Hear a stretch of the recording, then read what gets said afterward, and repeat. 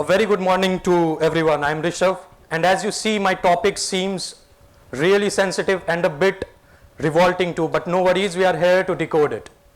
I have come up with some observations and not any tips or tricks, but some questions. Questions to raise you out of your fear while going against the wrong. The issue is currently depleting the societies from within. It is eating them from inside. An issue of toxicity, a game of toxicity. We call it drug politics. Drug addiction is a disease of a choice we make, a choice to pick up a drug. At one point in our lives, we all assume to just take it for once. We call it a try. And that's the point where we pick up a drug, we use it, we like it, we abuse it, and ultimately we become a slave to it.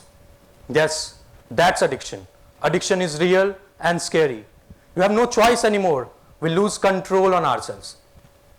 Do you know marijuana or cannabis is grown at a very large scale in one of the parts of the country, that is Uttarakhand, legally on the name of industrial uses.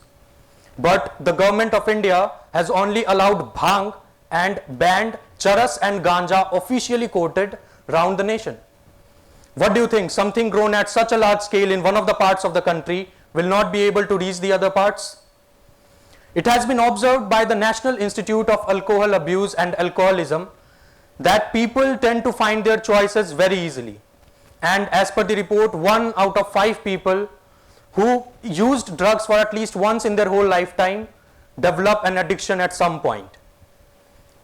Do you know, nowadays the drugs have become an easy to find substance, even after being completely banned around the nations. Do you know the supply chain is so fast that it is even unbeatable by the Zomato's 10 minutes delivery service? But how is the supply chain so fast that they never go out of stock? Why and how the authorities are unable to catch them, approach them, while shipping such huge consignments across borders? These are the questions for those who are in power, who are responsible for maintaining law and order. We often see people, even after leaving drugs, spending years in rehabilitation centers, end up consuming the same particular stimulant. Why is this so? There are many answers to this question, but one of them is the ease with which they are able to find the same particular stimulant. Are we supposed to find it easily? Do people want us to find it easily? This dilemma needs to be resolved. What do you think? Who are the real culprits behind this whole toxic supply chain of drugs? We all often think that peddlers are the ones who should be behind the bars. They should be beaten till death. Is that so? People, this is not the case at all times. It has been observed and reported by The Guardian and published that people who deliver at your doorsteps are one of the victims of drug abuse, drug addiction at times. Drug supply chain is managed by some of the kings and queens who are working behind the curtains of power, status and links.